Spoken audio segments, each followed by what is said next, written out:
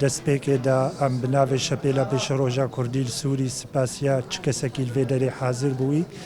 چل هەندڕوێ وڵات و چل وێ دەرێ و سبهی لە باژاری ئەڵمانیا ئێگۆ بەشدار بوون وەفاداریش بۆی پاکەڕەوان مشعل تەمۆ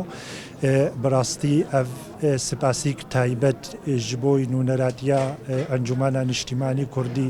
لە هەرێما کوردستانێک و بڤێ جاڵێکی ڕابوو ئەم سپاسیاوانێ بکەن بڕاستی ئەف کێمترین وەفاداریە ئیرۆ ئەم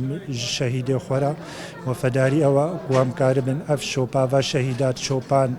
بەرەڤانی دبەر مڵەتێ کورد و دۆزا مڵەتێ کوردام کار بن وێ شۆپێ بەردەوام بکەن هەتا مافێ مڵەتێمە تو کوردستانە سووریدا جیبجی وەرێ هەروەها ئەم ئالیکی دیتخوازن ئەو کەسێ بەرپرسیار بەر تیرۆرکردنا مشعل تەمۆدا رێجیمە ئەسەد نەتەنێ تیرۆرکردنا مشعل تەمۆ بەرپرسیارە گۆ سووری گەهاڤێ دەرحەقێ سێر بێ مڵەتێ سووری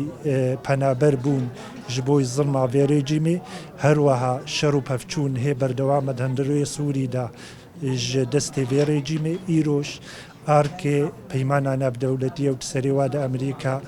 got fişarekê bike zextekê bike li vê rejîmê got ber çareserîk siyasî werê li hundir wê Sûrî de got biryarê navdewletî bi taybet biryara Cinêfiyek 2254 Sûriyek nû ava bibe Sûriyek bê rejîma Esed û dezgehê wê emnî